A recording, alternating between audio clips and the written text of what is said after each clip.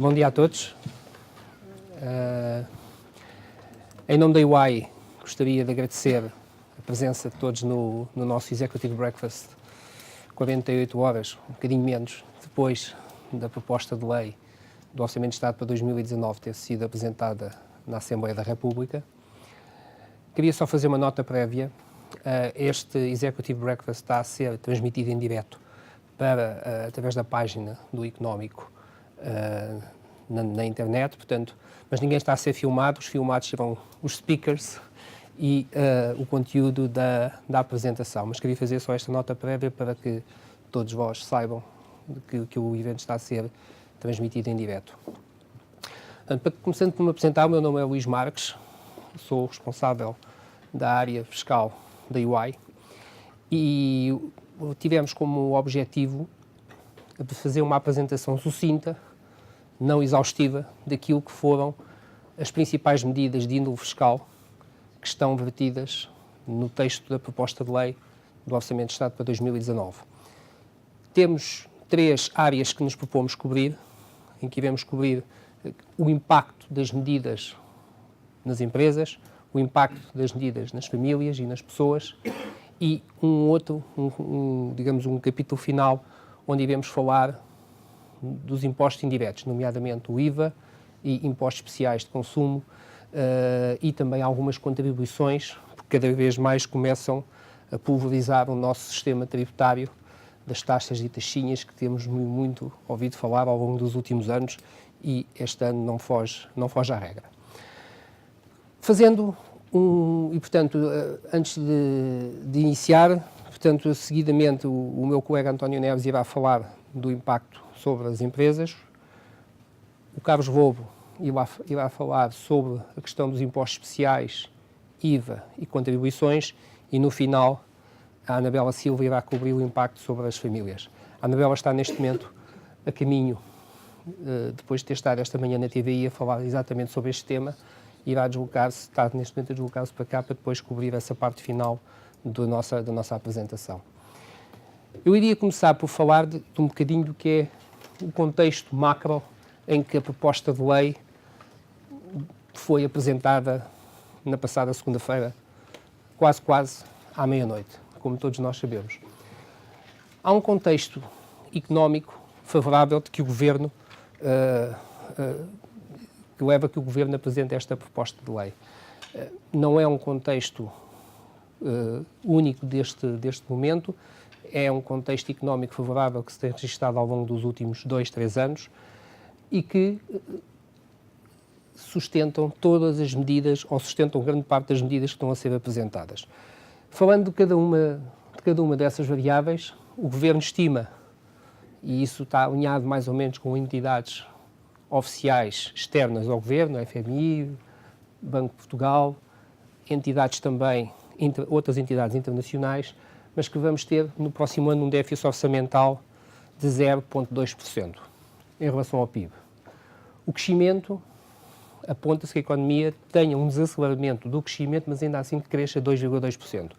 É algo que não está totalmente alinhado com as previsões, nomeadamente do FMI, que apontam para um crescimento mais moderado, mas também o Governo já nos ensinou, onde tem-nos dado, e nomeadamente o Ministro das Finanças, que muitas vezes essas entidades se enganam e que, de facto, as previsões do Governo, pelo menos historicamente, têm sido mais consistentes do que aquelas que têm sido apresentadas por essas entidades. Sabemos que essas entidades muitas vezes apresentam previsões conservadoras, mais moderadas, porque também é o seu papel, mas não há razão para acreditar que o crescimento de 2,2%, sendo arriscado, não seja possível de ser atingido.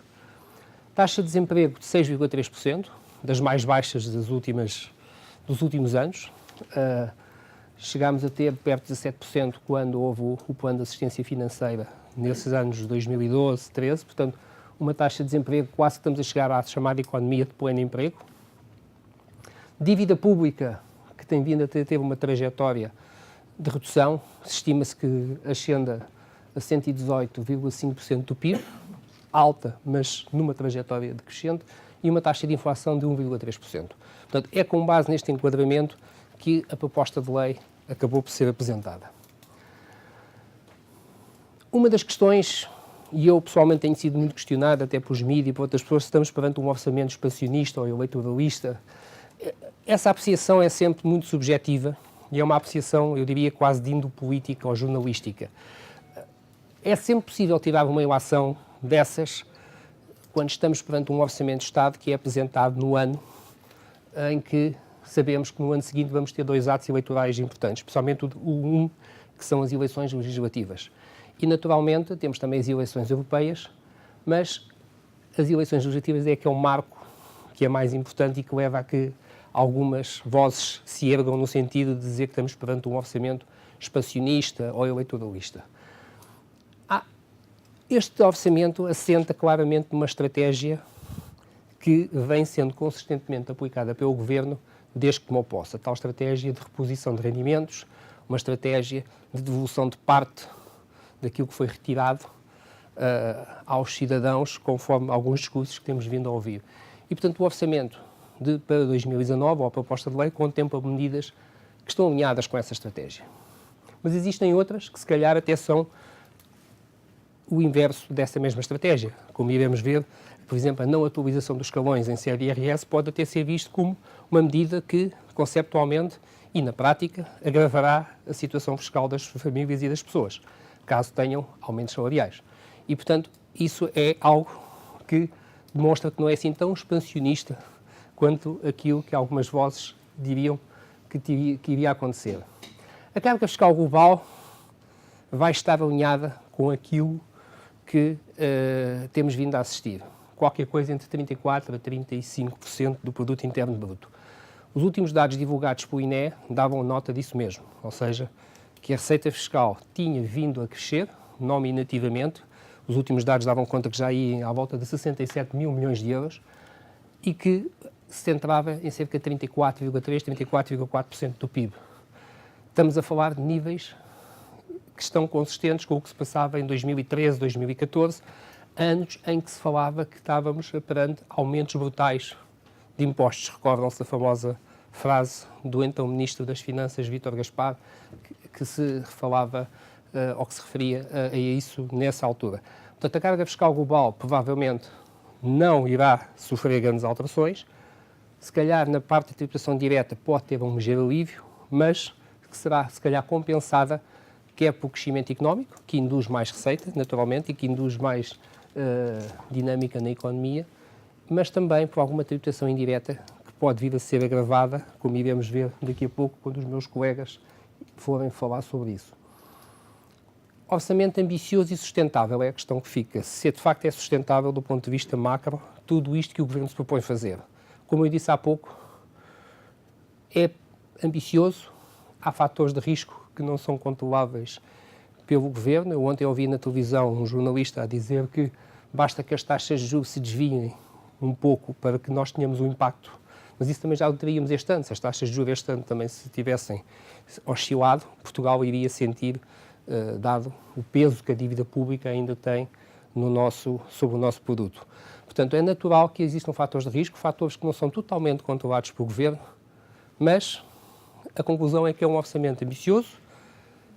Há algum fator de risco, como em qualquer orçamento que qualquer Governo prepare, mas estamos numa estratégia que será, eu diria, possível de ser atingida. Difícil, mas possível. E vamos ver quando começarmos a analisar a execução orçamental durante o ano de 2019. E, portanto, sem me alongar muito mais, iríamos então passar, só queria fazer este enquadramento para que estejamos todos na mesma página sobre o contexto em que o orçamento é apresentado, o contexto macroeconómico, o contexto, se calhar, político e, em termos daquilo que é a sustentabilidade da economia, como é que o orçamento se enquadra nesse processo. Sem me alongar muito mais, eu iria passar, então, a palavra ao meu colega António Neves, que iria começar, então, a entrar no conjunto de medidas que têm impacto nas empresas. Muito obrigado. Olá, bom dia. Como o Luís falou, o orçamento não traz grandes alterações, em particular para as empresas. No entanto, não deixamos de elencar aqui alguns itens pela sua natureza possam ser relevantes e importantes. Este orçamento também focou em alguns incentivos mais setoriais, nomeadamente na área das florestas e da gestão florestal, em que se criaram algumas isenções, nomeadamente em sede de imposto de selo, e também na clarificação de alguns benefícios fiscais cuja redação não era totalmente clara e poderia tirar algumas, ou criar algumas dúvidas sobre a aplicabilidade, nomeadamente a pessoas singulares não residentes em território português, mas que, ao mesmo tempo, não foi harmonizado com outras redações de outros artigos dos Estatutos de Benefícios Fiscais que têm a mesma redação. Em termos de IRC propriamente dito, foi introduzida uma norma, ou é proposta a introdução de uma norma que elimina o registro de imparidades para créditos em cobrança duvidosa entre empresas que são relacionadas, ou na prática empresas irmãs, diria. Esta norma faz algum sentido, uma vez que as imparidades, exceto quando estamos em processo contencioso e que tenham sido reclamadas judicialmente, essas imparidades, embora há mais de 6 meses, não eram possíveis quando existia uma relação de participação direta ou indireta entre o devedor e o credor. No entanto, a lei era omissa e, de facto, tinha esta lacuna quando as entidades devedora e credora eram elas participadas direta ou indiretamente pelo mesmo sócio. Portanto, era uma norma que fazia algum sentido. Se calhar o que não faz sentido é a manutenção, quer nas participações diretas ou indiretas, quer nas participações, diria, laterais, a percentagem de 10%, quando a percentagem para efeitos de preço de transferência e do conceito de partes relacionadas se cifra nos 20%. Portanto, o legislador perdeu aqui, eventualmente, uma oportunidade, ou não, de alinhar este conceito de entidades de alguma forma relacionadas e precaver o registro de imparidades para efeitos fiscais com o conceito de entidades relacionadas previsto no artigo 63 para efeitos de preço de transferência. Uma outra norma que foi emblemática na reforma do IRC em 2014 e que permitiu a amortização, ou diria a dedução fiscal, porque tecnicamente não é uma amortização, dos ativos intangíveis que não têm uma vida útil limitada durante um período de 20 anos, portanto uma taxa de 5% anualmente, foi introduzida pela lei da reforma do IRC em 2014 e vem agora sofrer uma alteração significativa. Ou seja, vem-se negar essa dedução quando o ativo intangível tinha sido adquirido a partes relacionadas.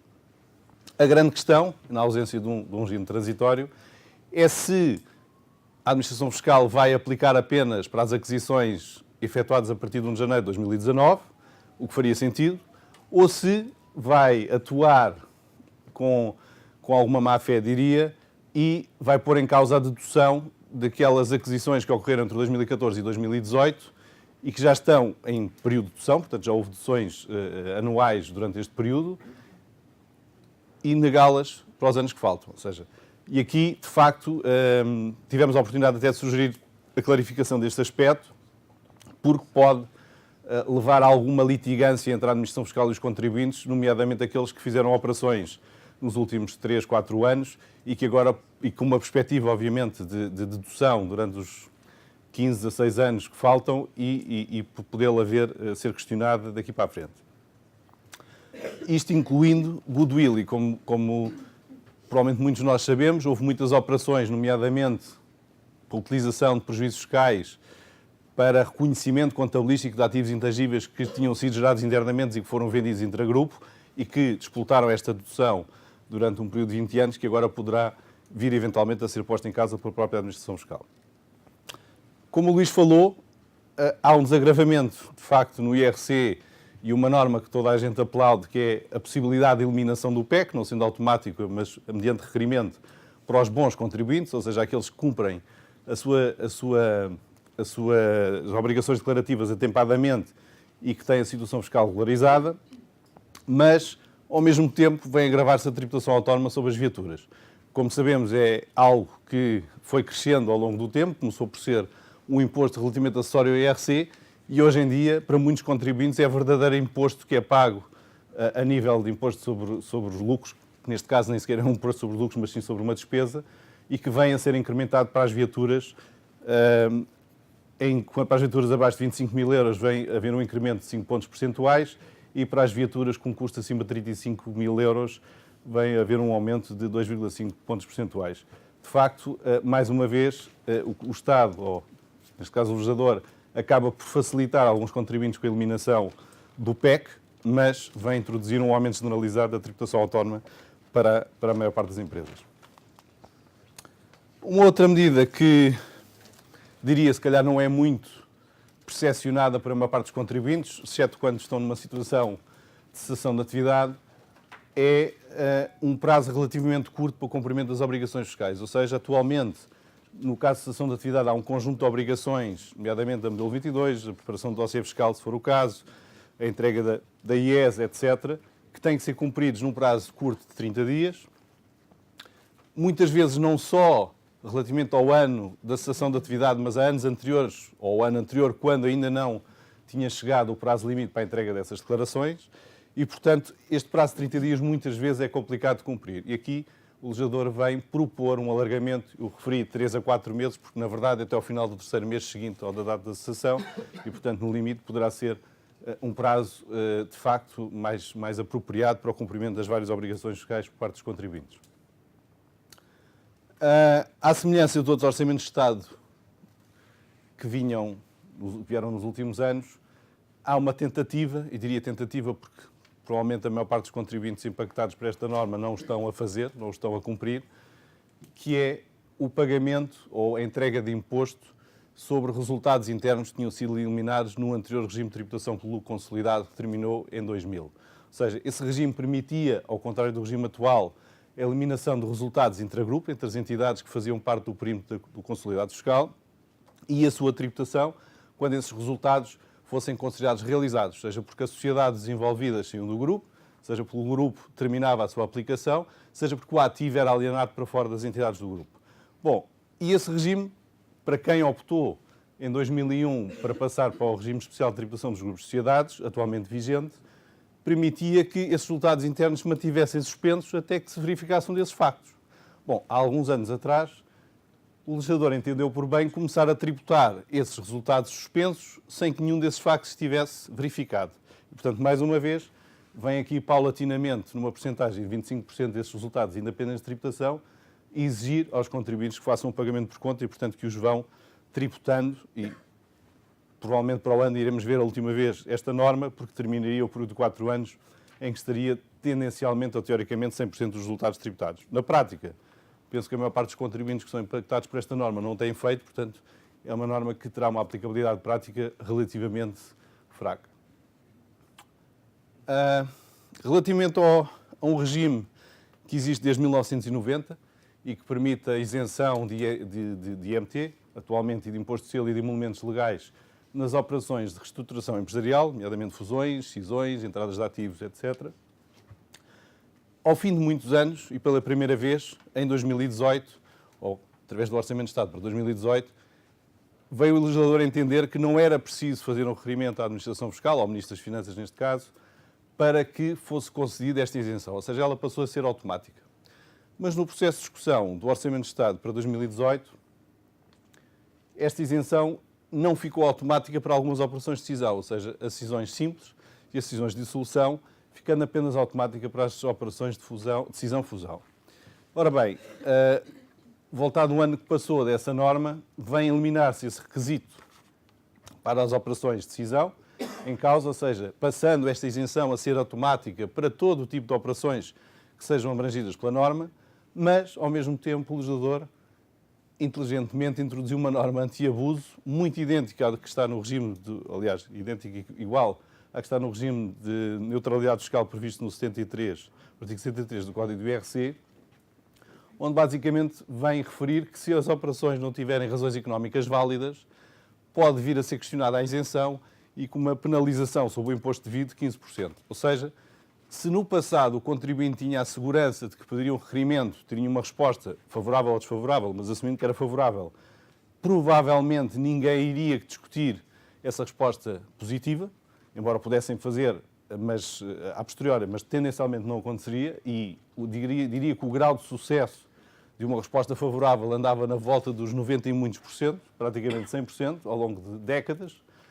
Atualmente o contribuinte não precisa de fazer este requerimento, que neste caso estava a demorar, em alguns casos, mais de 2 anos a obter resposta, mas fica com um ónus e com uma pendência de documentar a operação no dossiê fiscal, as razões económicas válidas e com o risco de, num caso de uma inspeção, alguém vir a entender que não havia razões económicas válidas para a operação e que pretender liquidar e entrar num processo litigioso com a AD sobre se o imposto é devido ou não relativamente a esta operação. Ou seja, passámos de algo de desmaterializado e descomplicado, mas que tem um risco associado de poder vir a ser questionado em algumas situações. Obviamente, se forem operações em cujas as razões económicas válidas são perfeitamente passíveis ou pacíficas de comprovar, esta norma, de facto, é bastante facilitadora. Como última nota, como vos disse, houve alguns incentivos em alguns setores de atividade, nomeadamente da gestão de florestas, e também alguns incentivos às zonas do interior, à localização e ao investimento, quer de pessoas singulares na zona do interior, quer de investimento propriamente dito, produtivo nas zonas do interior. E, nesse sentido, veio a ser alargado as majorações ou as percentagens de dedução associadas ao regime contratual ao investimento, em 2 pontos percentuais, quando estão em causa investimentos na zona do interior. No caso do REFAI, passa-se a taxa de 25%, passa de uma base ou de um limite de 10 milhões de euros para 15 milhões de euros de investimento, ou seja, incrementa-se significativamente a possibilidade de dedução a nível deste benefício, e na dedução de lucros retidos e reinvestidos existe também um incremento de 20% naquilo que é o limite da dedução para empresas que façam investimentos no interior, nas zonas do interior elegíveis para este caso.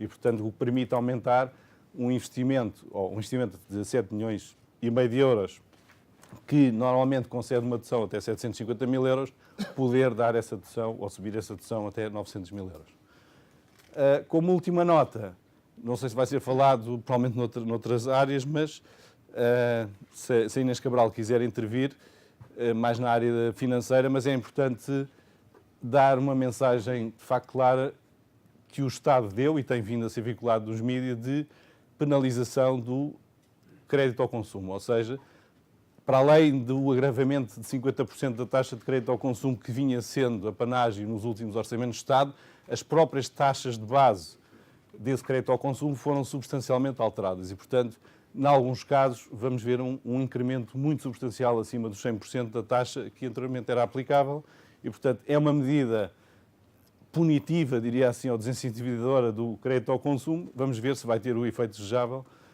tendo em conta que o crédito ao consumo tem subido substancialmente nos últimos tempos. Sem mais demoras, passo ao meu colega Carlos Lobo, que nos vai falar da tributação indireta. Só precisava do microfone, se houver. Fica com este. Bem.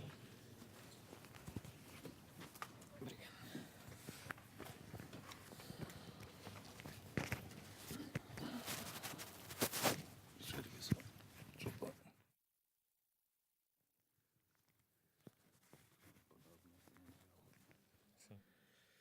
Ponha qualquer lado. É só para não ter aqui o Ponha aqui. Pode, não tem nada. vai fechar o casaco ou não?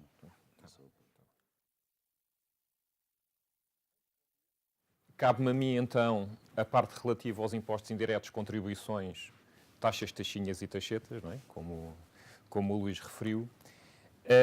Mas antes de entrarmos neste conteúdo, eu gostaria de dizer uma coisa. Não sei se as medidas para as empresas terminam aqui, não é?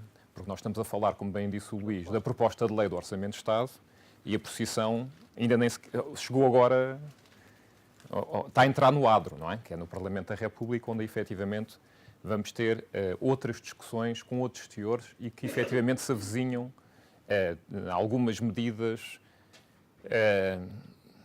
se calhar mais para o punitivo do que para o lado do benefício. Relativamente à questão do IVA, normalmente em todos os orçamentos nós temos uma medida emblemática do IVA que é eleita para a taxa reduzida. Não é? Tivemos o orçamento dos preservativos, o orçamento das algas, o orçamento das farinhas lácteas, ou seja, todos os anos temos um. Este ano ninguém está a falar, se calhar, por uma questão de algum recato, porque na prática hoje, este ano estamos a falar das próteses, não é? Ou seja, é algo que não tem sido usado, não é? A oposição, quando faz, usa sempre este label para. No entanto, pela primeira vez temos uma medida aqui, se calhar, obviamente, que é uma cedência a alguma facção política, que é a questão da eliminação da isenção das prestações de serviços realizadas por artistas tauromáticos, não é? Que nós víamos alguns outdoors pela cidade relativamente a esta questão.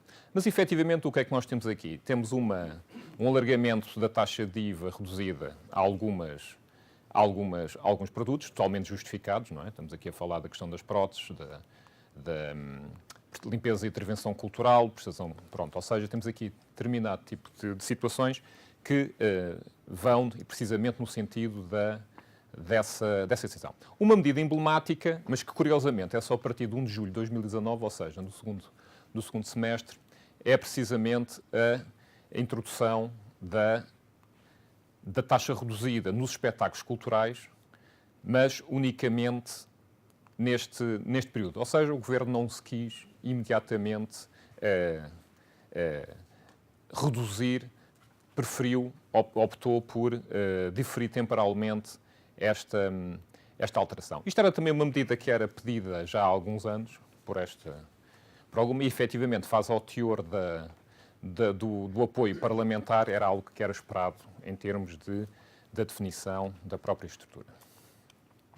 No entanto, o que é relevante? O relevante são as alterações legislativas, e destas alterações legislativas saliento o quê? Saliento uma medida que efetivamente era complementar à descida do IVA na restauração, que era a prestação dos serviços de bebidas, não é?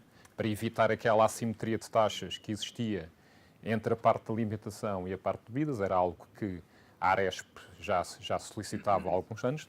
Curiosamente, não tenho visto ninguém a falar sobre isto, nem sido solicitado, mas na prática é a segunda parte da reforma da eliminação do agravamento do IVA ao nível da restauração.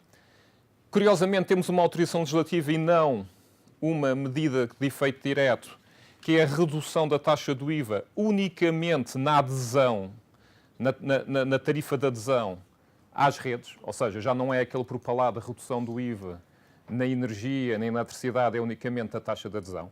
E, note-se, é uma autorização legislativa, nem sequer é uma norma com efeito direto. O Governo pode ou não executar essa alteração. Já não estamos a falar dos 500 milhões, estamos a falar de uma fração desses 500 milhões, cerca de 20 milhões. E depois também temos aqui o regime simplificado, forfetário, para as salas de cinema independente e outros espaços de direção. Ou seja, são aquelas formas mais simplificadas de introdução. Relevantes é a transposição de duas diretivas. A diretiva dos vouchers, que foi traduzida para vales, e a diretiva relativa à alteração do regime de venda de serviço à distância por via eletrónica. Os vales. Reparem, relativamente a esta diretiva, ela é relevante. Porquê? Porque tem a ver muito com a desmaterialização da economia. Hoje em dia, cada vez mais, nós temos comercialização de determinado tipo de ofertas de produtos por via da introdução de vales. Reparem, o próprio cartão pré-pago de um telemóvel é considerado um voucher single purpose, ou de fundamento único. O regime que está nesta diretiva já era aplicado pela Administração Fiscal Portuguesa desde 1998, ou seja, o entendimento que aqui está, passados 20 anos, não é? Já era o entendimento que a Administração Fiscal tinha. No entanto, pela primeira vez, nós temos efetivamente uma regulação comunitária no que diz respeito a determinados produtos. E isto é especialmente relevante porque, tendo em consideração as metodologias modernas de venda de produtos. Quando estamos a falar dos vales, não é? Estamos a falar, como eu disse, dos vouchers, dos cartões de pontos, dos cheques-prenda, dos cartões pré-pagos, ou seja, toda uma metodologia, toda uma série de instrumentos que efetivamente relevam. Qual é a diferença? A diferença, há obviamente muitos pormenores, mas a grande questão tem a ver com a diferença entre os vouchers de finalidade única e os vouchers de finalidade múltipla. Apesar de traduzirem isto por vales, eu continuo a utilizar vouchers porque não me parece que o conceito de vale seja o mais indicado. Qual é a questão? A questão é só esta, ou seja, quando nós temos um vale de finalidade única, a transmissão do vale ou a cedência do vale equipara-se à venda do produto final. Ou seja, quando nós comprávamos um cartão pré-pago, não é, com um determinado montante de chamadas, obviamente que naquele montante tínhamos as chamadas mais o IVA, e isso era pago no momento da aquisição. Quando nós temos um vale de finalidade múltipla, pelo contrário, como nós não sabemos onde é que o vale vai ser utilizado, o momento da liquidação do IVA só será no momento final dessa liquidação. E isso permite aqui algumas oportunidades. E relembro, isto só serve para determinar transposições de valor. Por exemplo, se nós temos aqui operações de moeda eletrónica, não é? Então já temos que se olhar fora do âmbito da aplicação. Ou seja, isto não esgota totalmente o perímetro de oportunidades e do horizonte suscetível de gestão ao nível das metodologias de comercialização. Esgota. Havia algo que efetivamente não estava tratado, que era saber o que é que acontecia quando um voucher de finalidade múltipla caducava. Não é? O que é que acontecia ao IVA? Não é? Não havia transmissão, não é? Não havia o ato de consumo. Não é? O que é que acontecia ao IVA correspondente aos montantes que tinham sido utilizados? Isso discutia-se, não é? Em termos de... O legislador optou dizer que o IVA é devido no momento da caducidade do vale de finalidade múltipla. Ou seja, no momento em que o vale caduca, não é? Gera-se um fato gerador de imposto e, efetivamente, tem que haver entrega do Estado. Isto é uma relativa inovação face a uma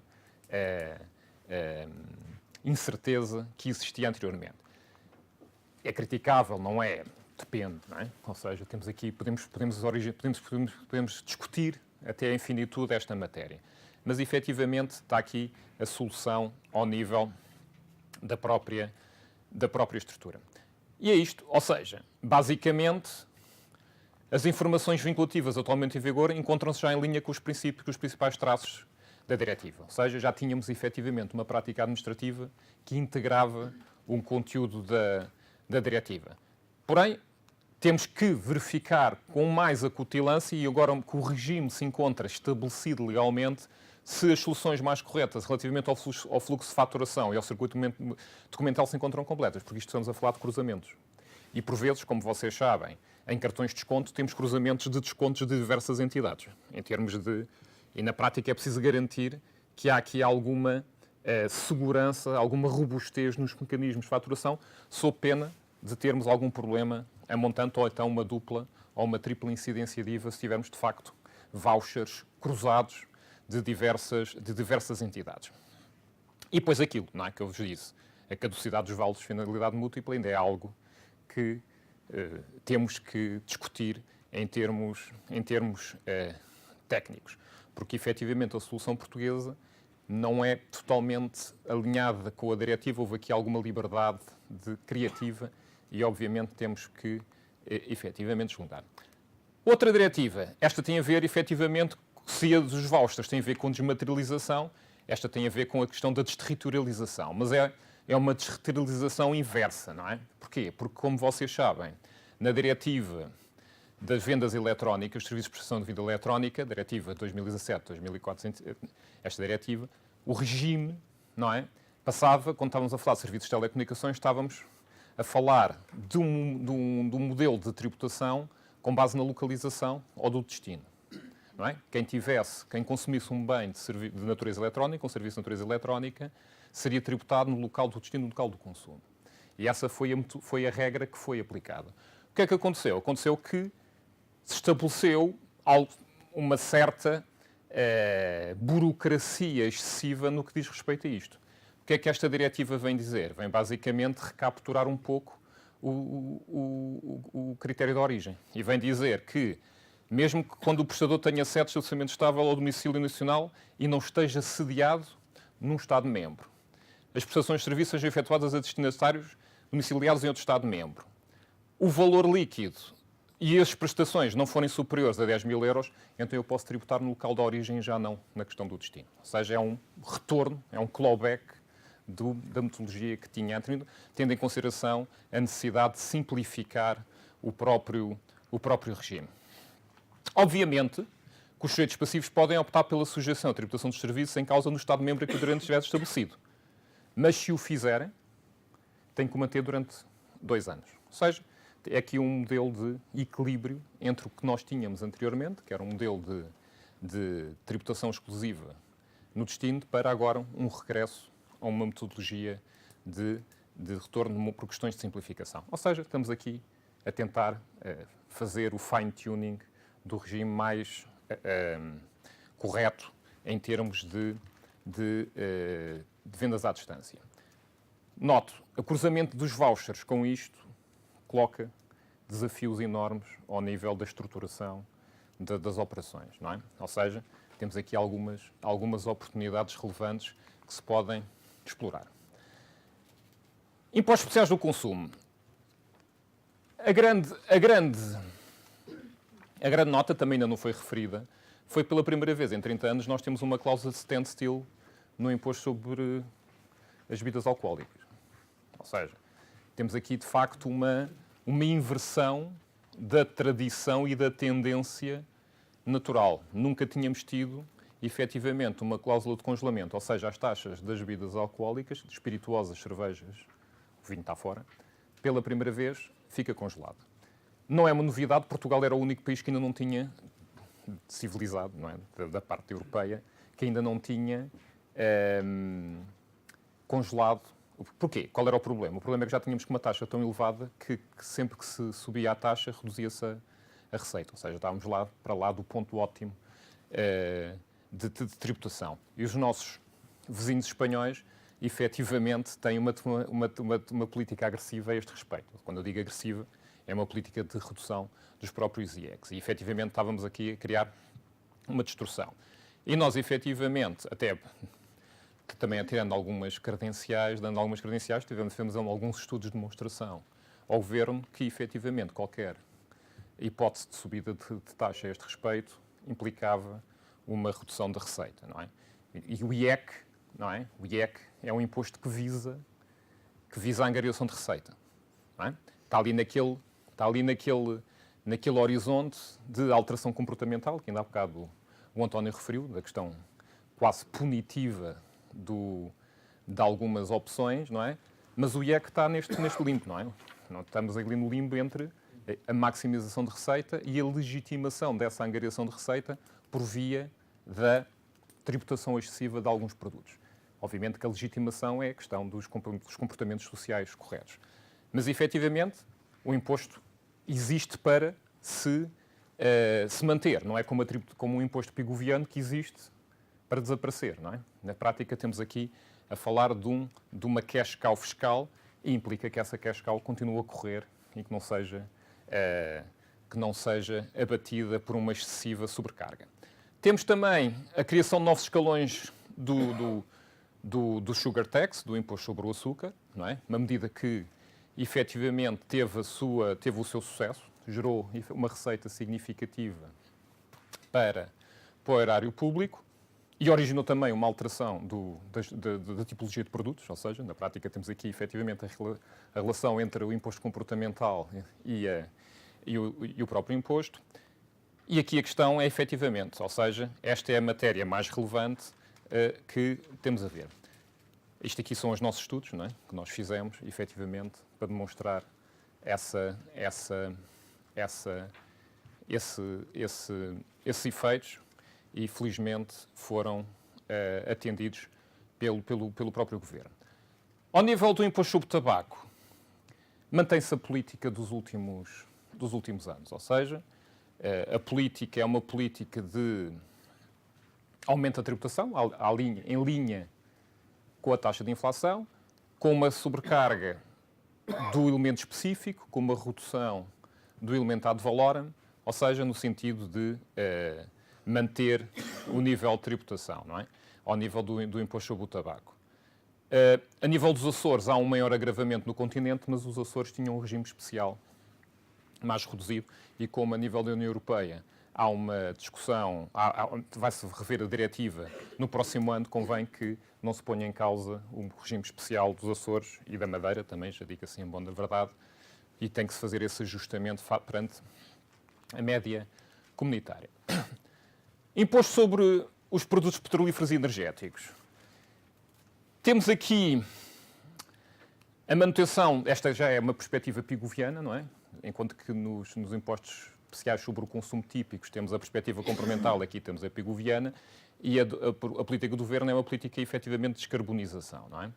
E, na prática, o imposto sobre produtos petrolíferos e energéticos é alterado em função de uma nova valoração da componente de CO2, não é? Qual é a componente de CO2 que aqui está em causa? São duas, ou seja, a extensão do adicional, do adicionamento com a aplicação de uma taxa de 25% entre o preço de referência de 20 euros por tonelada em CEL, em Comércio Europeu de Licença de Emissões, e o valor máximo de 5 euros por tonelada. Isto resulta do quê? Resulta da metodologia de fixação do adicional que toma em consideração o preço de tonelada em CEL para a fixação do custo de carbono a entidades fora do CEL. Simplificando, se as entidades tiverem um grande volume de emissão, têm que comprar licenças no mercado organizado a nível europeu. Se elas compram as licenças, não têm que estar sujeitas ao imposto pigoviano. Ou seja, temos um instrumento keynesiano de internalização de externalidades, não precisamos de um instrumento pigoviano. Se não tiverem dentro do âmbito do Comércio Europeu de Licenças de Emissão, vão sustentar o imposto, que é o sucedâneo dessa tributação. E, na prática, o que nós temos aqui é um alinhamento do valor da taxa, do preço atual das licenças em comércio de emissões e o imposto adicional que é fixado a nível de situação. Isto pode originar uma subida do preço do gasóleo. E vai originar. Nós calculamos que em cerca de 3 cêntimos. Ou seja, não é significativo, mas é relevante. ISV, temos também um aumento generalizado das taxas do ISV, ou seja, em termos tal como haveria antes. Agora, estabeleceu-se um novo sistema de medições do CO2, por causa daquela questão dos escândalos das emissões. Não é? Eu lembro-me, quando era secretário de Estado, fixávamos o imposto em função das emissões tal como eram declaradas e, obviamente, nós vimos todos os anos as emissões a cair. E, numa ótica de salvaguarda da base tributária, também aumentávamos o imposto. Obviamente que os comerciantes diziam: mas isso não está a ser justo, você está a ir para além das diretivas. Está bem, mas vocês também estão a ir para além das diretivas e nós temos que salvaguardar a base tributária. Felizmente agora temos um novo ciclo de condução europeu normalizado que nos permite fixar e estabelecer alguma normalização ao nível da própria tributação. Isto significa que pode haver também um aumento do ISV pela aplicação do regime efetivo, novo regime de definição de quais são as medições poluentes em termos de CO2. Significa, reparem, obviamente que isto também é nivelado. Se aumenta a base tributária, também tem que reduzir um bocado a taxa para tentar não haver um aumento excessivo do preço de venda dos veículos. O IUC, também, que tem uma parcela de CO2, também vai ser afetado pela introdução dessa nova metodologia. Ou seja, temos aqui... Reparem, todas estas alterações que eu estou a referir até agora têm a ver com a nova economia. Estamos a falar de desmaterialização, estamos a falar de desterritorialização, estamos a falar de descarbonização. Ou seja, estamos a falar precisamente do campo de excelência dos impostos indiretos, dos impostos especiais sobre o consumo, e estas políticas, obviamente, estão alinhadas com a vertente comunitária. IUC também, ou seja, CO2, ou seja, a vertente CO2 tem aqui um papel reforçado. Relembro, porque agora, efetivamente, temos uma base de cálculo relativamente estabilizada, o que não existia anteriormente, e, efetivamente, temos essa possibilidade. As contribuições, não é? Eu costumo fazer um slide com as contribuições, as novas contribuições, as novas taxas. Há 2 anos tinha feito um e no slide tinha 20. O ano passado tentei continuar aquele slide e vi que consegui pôr mais 18 e fazer um segundo slide. Este ano ainda não temos essas, mas já temos aqui algumas que temos que definir. Primeira questão da SES, não é? A SES, a contribuição extraordinária sobre o setor energético. O que é que há a dizer sobre a SES? Primeiro, a SES é algo complexo, não é? Em termos de qualificação. E, na prática, temos a extensão dela às renováveis, não é? Renováveis relativamente a quê? Aos regimes de remuneração garantida, ou seja, aqueles regimes que estão dentro da tarifa garantida pelo sistema elétrico nacional. É um alargamento, ou seja, significativo. O que é curioso porque a SES era uma medida extraordinária, não é? Contribuição extraordinária, está no próprio nome, não é? Na prática ela não está numa ótica de erosão, está numa ótica de manutenção. Não está aqui, mas qual é o truque que o Governo utiliza para legitimar a SES? É a sua consignação à eliminação do déficit energético ou ao desenvolvimento de práticas ambientais, ou seja, cria uma ótica de superfundo, não é? E na prática tenta fechar, porque os operadores criticavam o facto de ser um imposto geral, não é? O Estado recebia a receita e ela perdia-se no vórtex da despesa pública. Neste momento temos essa. Mas, no entanto, o valor mantém-se, não é? O que é mesmo um alargamento da base tributária com a questão das renováveis, que era aquilo que se falava. Os sacos de plástico leves, o valor de contribuição passa para 12 cêntimos, não é? Este é que é o imposto suicida, que existe para não se cobrar, não é? Em termos da própria aplicação, ao contrário dos IECs puros, não é? Em termos de definição. E depois temos aqui a Contribuição Municipal de Proteção Civil, aquela que tinha sido declarada inconstitucional pelo Tribunal Constitucional, não é? O orçamento prevê a contribuição. Aqui já com o princípio da legalidade garantido. Ou seja, aquela justificação que não estava sujeita ao princípio da legalidade, agora há um regresso em força. E depois temos aqui uma nova, esta é a nova, Contribuição Especial para a Conservação dos Recursos Florestais, que vai um bocado contra aquilo que tu disse relativamente a... Ou seja, temos a cenoura, que o António referiu, relativamente a algumas vantagens ao nível do regime florestal, mas depois temos aqui a vara que nos pode agravar. Ao contrário da Contribuição Municipal de Proteção Civil, esta ainda não está suficientemente densificada ao nível da proposta e não se consegue ainda fazer uma nova definição. Concluindo, impostos indiretos. Na prática, são os impostos que mais tratamento têm ao nível da proposta do Orçamento de Estado. Isso está atualmente em linha com as tendências mundiais. Hoje em dia verificamos uma emergência dos impostos indiretos perante os impostos diretos. Isso resulta precisamente do funcionamento da moderna economia, da nova economia. Pontos essenciais a focar. Adaptação do IVA às novas realidades eletrónicas e desmaterialização. Alteração do regime de vendas à distância e de prestação de serviços eletrónicos por via da aplicação de um regime simplificado de localização territorial. Ao nível dos IECs, manutenção da política de tentativa de maximização de receita com a novidade do standstill ao nível do IABA.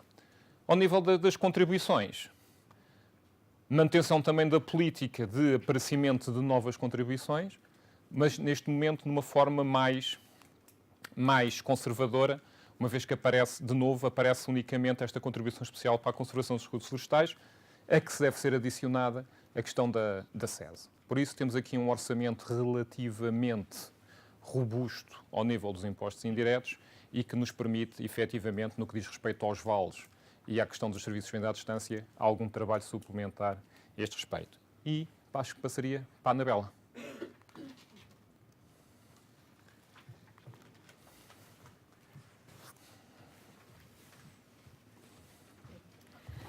Então, bom dia a todos. Portanto, falaria agora então sobre as principais alterações em matéria de IRS e de Segurança Social contempladas na proposta de Lei do Orçamento de Estado para 2019. E já em linha com os anos mais recentes, também tenho boas notícias para trazer. Não tanto ao nível do IRS, porque as alterações ao nível do IRS não foram muito significativas, portanto, mantiveram-se as taxas, mantiveram-se os escalões de rendimentos, as deduções à coleta mantiveram-se relativamente inalteradas. Contudo, de facto, para as famílias, o Orçamento de Estado, ou a proposta do Orçamento de Estado para 2019, teve bastantes boas notícias. Os pensionistas têm a atualização extraordinária já aplicável a partir de 1 de janeiro de 2019. Os funcionários públicos verão também aumentado o seu rendimento por via de diversas medidas, nomeadamente a questão das progressões, os tais aumentos do salário, que ainda não se sabe muito bem como é que irão funcionar. Portanto, a conjuntura para as famílias na proposta do Orçamento de Estado para 2019 é, de facto, bastante favorável. Mas começando então pelo IRS e analisando em um pouco mais de detalhe quais é que são as medidas contempladas. Desde logo a primeira é o alargamento do prazo de entrega da declaração de IRS. Portanto, atualmente nós temos um prazo de entrega que vigora entre 1 de abril e 31 de maio, sendo possível estender esse prazo de entrega até 31 de dezembro, sempre que os sujeitos passivos tenham rendimentos no estrangeiro que deem origem a um crédito de imposto e que não esteja determinado até ao termo do prazo legal. Aí sim, o prazo pode ser estendido até 31 de dezembro. Portanto, este prazo, esta extensão continua a aplicar-se em 2019. A novidade é que o prazo agora, em vez de ser de 1 de abril a 31 de maio, será de 1 de abril até 30 de junho, independentemente desse dia ser ou não útil. Portanto, há aqui um alargamento de mais um mês, portanto, haverá aqui um período de 3 meses para proceder à entrega. Claro que, à semelhança dos anos anteriores, quanto mais depressa nós submetermos a declaração, mais depressa é processado o reembolso, no caso aplicável, e, portanto, à partida, se recomendaria sempre que não se deixe para o último dia do prazo, apesar de ser muitas vezes o caso, mas de facto, apesar de haver esta extensão do prazo, o ideal é submeter sempre nos primeiros dias. Em relação aos não residentes, o que é que a proposta também estipulou? Nós temos uma taxa de retenção na fonte, que é uma taxa liberatória, sempre que fazemos um pagamento de rendimentos do trabalho dependente ou rendimentos empresariais e profissionais. A taxa liberatória é de 25%. Portanto, significa isto, que se tiver um pagamento a um trabalhador, por exemplo, que é residente fiscal em Espanha, e está a prestar trabalho em Portugal, então eu faço esse pagamento com uma retenção na fonte da taxa doméstica de 25%. Portanto, o que é que está previsto? Que em determinados casos não seja aplicável essa taxa de retenção na fonte dos 25%, sempre que o rendimento não exceda a retribuição mínima mensal garantida e resultem de serviços ou trabalho, porque isto é aplicado a trabalho dependente e a rendimentos empresariais e profissionais, prestados a uma única entidade, e desde que o trabalhador então emita uma declaração à entidade patronal a referir que não ofere este tipo de rendimentos de mais nenhuma entidade residente em Portugal ou um estabelecimento estável de uma entidade não residente em território português. Se não se verificar estas condições, portanto, haverá então a aplicação à taxa de retenção na fonte, a taxa de 25%. Em termos de tributação autónoma, o António já falou no IRC, do agravamento das taxas de tributação autónoma nas viaturas e nas despesas de representação. Portanto, em IRS acaba por seguir um bocadinho a mesma linha do IRC.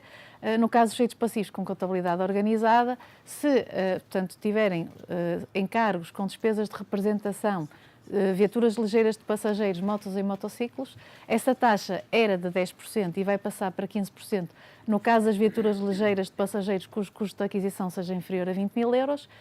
No caso desse custo exceder os 20 mil euros, a taxa era de 20%, vai passar a 25%.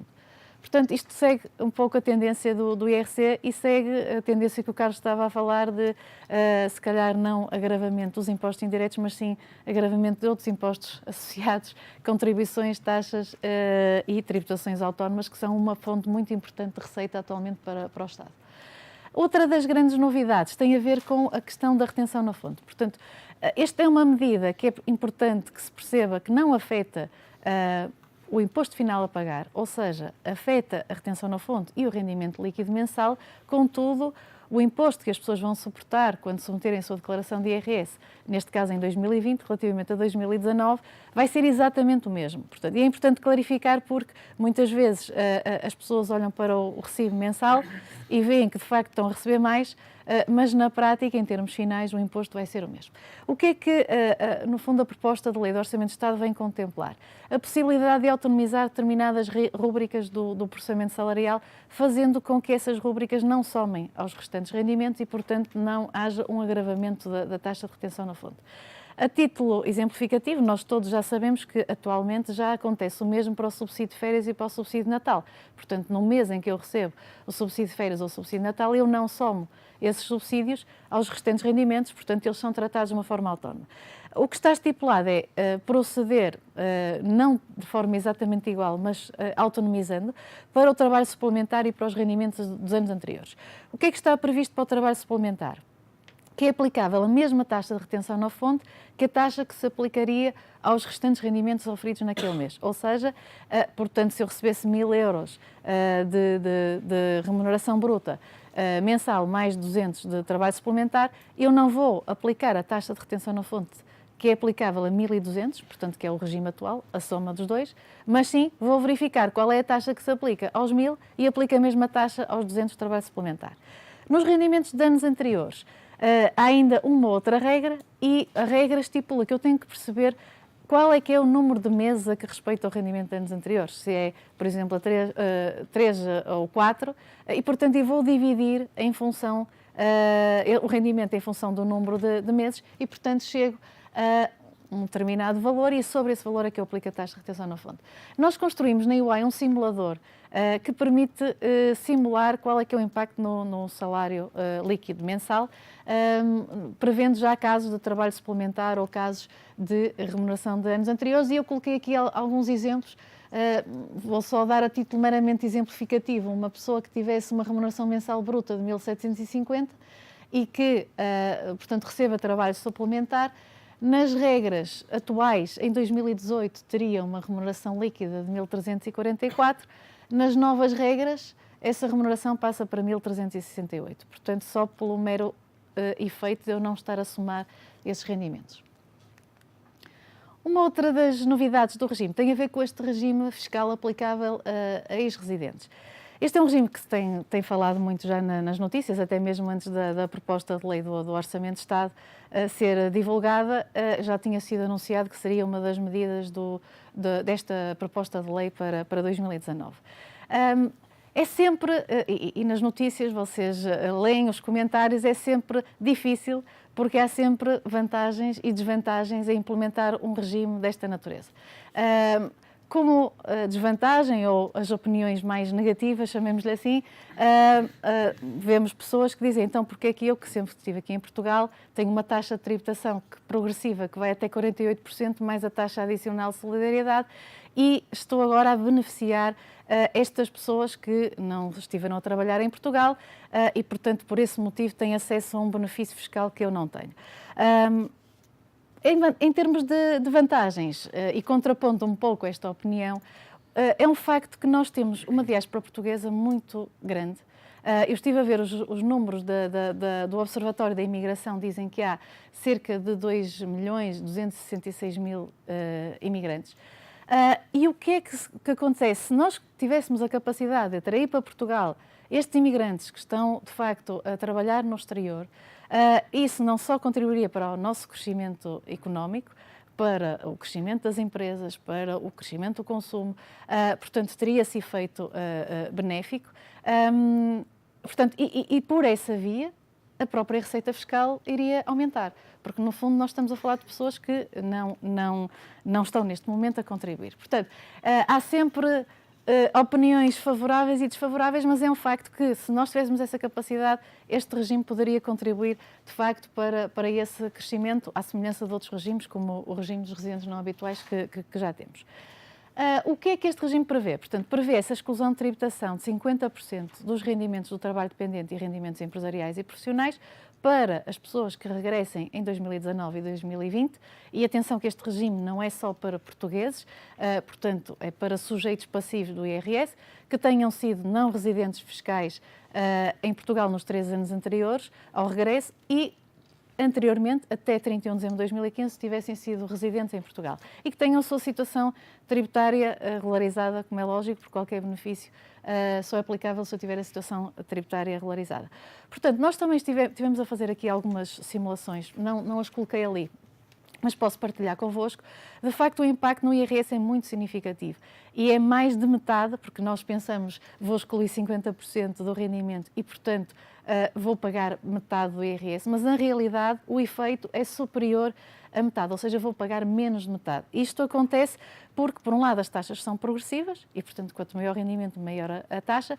Por outro lado, porque a dedução específica, nomeadamente das contribuições para a Segurança Social, como não há um alinhamento entre este regime e um regime equivalente em sede de Segurança Social, estas pessoas vão contribuir para a Segurança Social com a base de incidência normal. E, portanto, quando no IRS eu tenho a dedução específica, vou deduzir a totalidade das contribuições para a Segurança Social e, portanto, isto vai fazer com que eu vá pagar, na realidade, menos de metade e é, de facto, um regime bastante atrativo que se aplica aos rendimentos do ano em que a pessoa se torna residente e depois durante os 4 anos subsequentes. e sem profissões. O Carlos está aqui a ficar num ponto muito relevante, nomeadamente por contraponto com a questão do regime dos residentes não habituais. O regime dos residentes não habituais é um regime que tem duas componentes, uma componente de isenção dos rendimentos no estrangeiro, uma componente de uma taxa reduzida de 20% para rendimentos de elevado valor acrescentado. E, portanto, e depois há uma portaria que estipula todas essas atividades. Este regime é um regime que se destina a atrair qualquer portanto, pessoa, independentemente da natureza do trabalho que esta venha a executar. Isto também advém até das próprias necessidades sentidas pelas empresas. Há muitas indústrias que têm tido dificuldades em atrair e reter talento em muitas atividades até específicas da própria atividade industrial, que não qualificariam nos termos da lista das atividades do regime de residentes não habituais, mas não deixam de ser profissões de facto absolutamente necessárias e nós hoje em dia em qualquer empresa estamos aqui numa guerra de talento e portanto ter acesso a esta pool de 2.266.000 era de facto uma vantagem muito grande. Depois, portanto, em termos de deduções à coleta, não estão previstas, como eu referi, grandes alterações. Há aqui uma questão em termos de despesas gerais familiares que tem a ver com as obrigações de comunicação. Por um lado, nós atualmente, se quisermos comunicar as faturas, temos que comunicar até 15 de fevereiro do ano seguinte. Este limite vai estender-se até 25 de fevereiro. A própria autoridade tributária comunica as deduções à coleta, atualmente até ao final do mês de fevereiro, com a proposta de lei, passará a ser até 15 de março. E em termos de reclamação, ou seja, se após a autoridade tributária comunicar qual é o montante das deduções que a pessoa tem direito, se o contribuinte quiser reclamar, tem atualmente fazer a reclamação até 15 de março e passará a ter até 31 de março. Em termos de medidas transitórias, à semelhança de anos anteriores, também se permite que os contribuintes coloquem os valores na sua própria declaração de rendimentos, em substituição dos valores reportados, no caso das despesas de saúde, educação, dos encargos com imóveis. Portanto, isto acaba por ser já em linha com o que sucedia no passado e também é possível comunicar no caso destas despesas afetas parcial ou exclusivamente a uma atividade empresarial. Em termos de benefícios fiscais, eu saliento aqui só a questão da promoção da interioridade. Portanto, como eu disse, não há grandes alterações em matéria de deduções à coleta, mas realmente nas áreas do interior o que está previsto é a possibilidade de haver, no caso das despesas de educação e no caso de estudantes que estejam a frequentar um estabelecimento de ensino no interior, que haja uma majoração em 10 pontos percentuais da dedução à coleta. Portanto, a dedução à coleta nas despesas de educação é 30% até um limite de 800 euros e passaria a ser 40% até um limite de 1.000. Em termos de rendas, também se houver um contrato de arrendamento celebrado em resultado da transferência da residência permanente para uma área do interior, também o limite atual são 502, podendo este limite ser majorado no máximo até 800 euros, dependendo do nível de rendimento, do escalão de rendimento coletável, mas o que está previsto então para estimular esta fixação no interior é que esta dedução possa chegar até aos 1.000 euros por um período de 3 anos. Uma breve nota só, não vou referir tudo porque de facto é extensíssima a lista dos benefícios associados a esta atividade florestal e às entidades de gestão florestal, mas só para referir que no caso do IRS, por exemplo, se celebrarmos contratos de arrendamento com estas entidades de gestão florestal, só somos tributados em 50% desses rendimentos brutos. Atualmente a tributação era metade da taxa de IRS, também ao nível das mais ou menos valias, elas também são excluídas em 50%, portanto há aqui de facto algumas novidades e aperfeiçoamentos deste regime. Em termos de IRS, é tudo.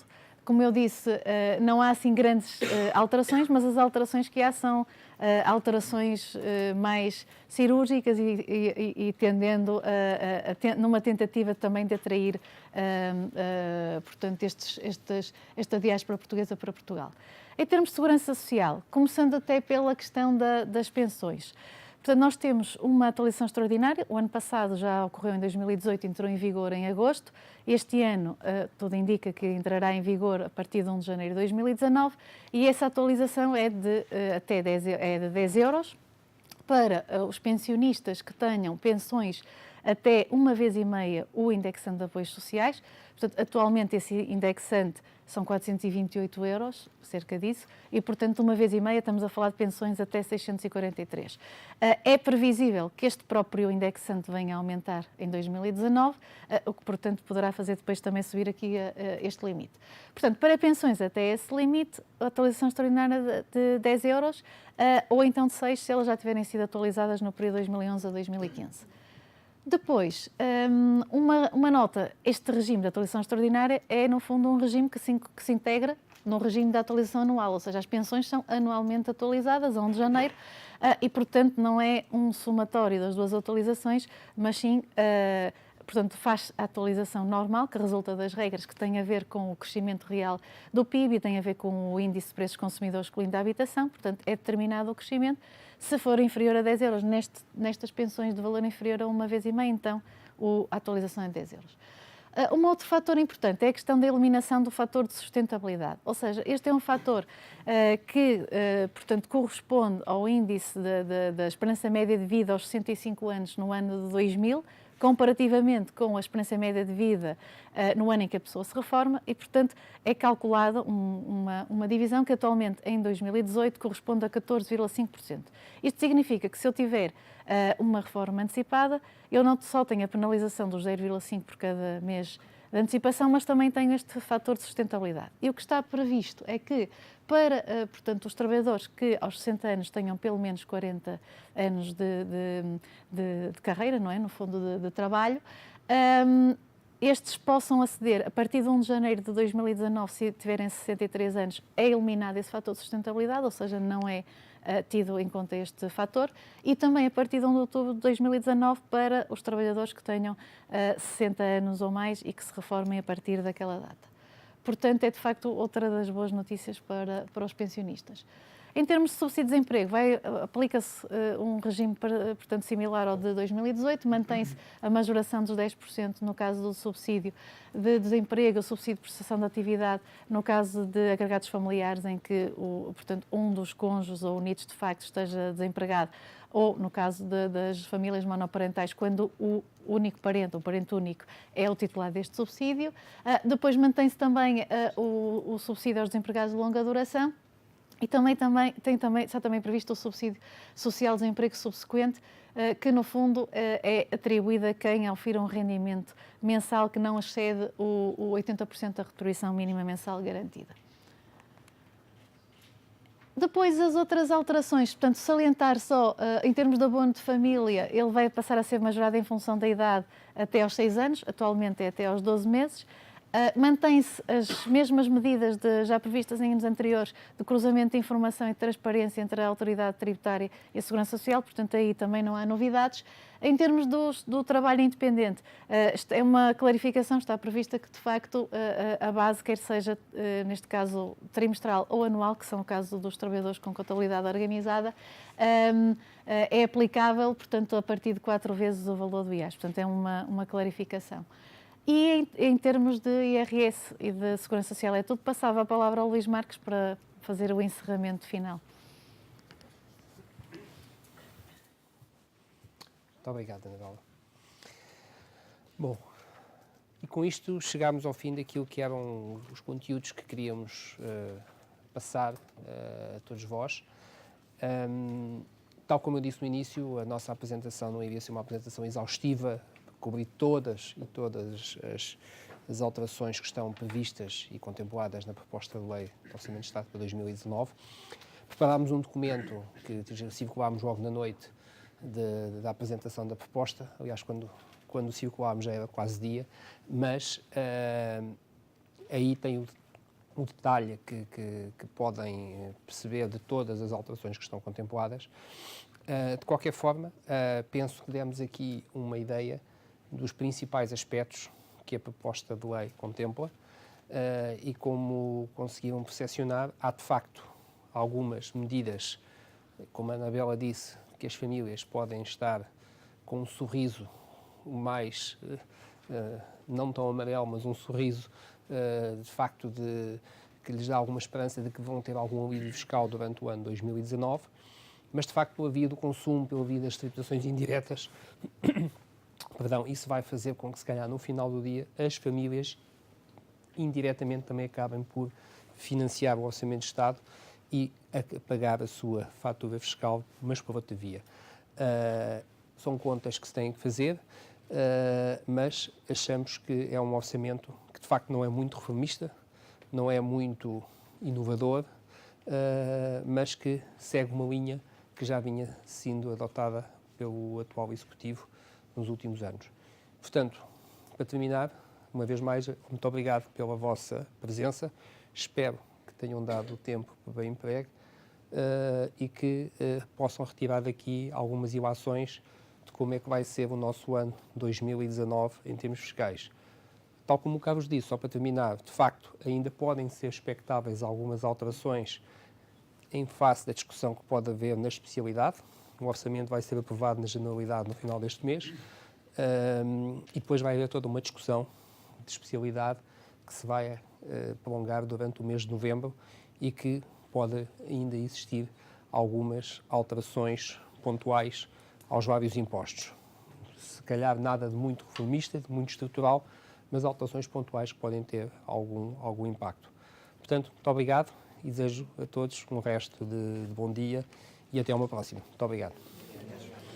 Se quiserem fazer alguma pergunta, agora desligamos a emissão.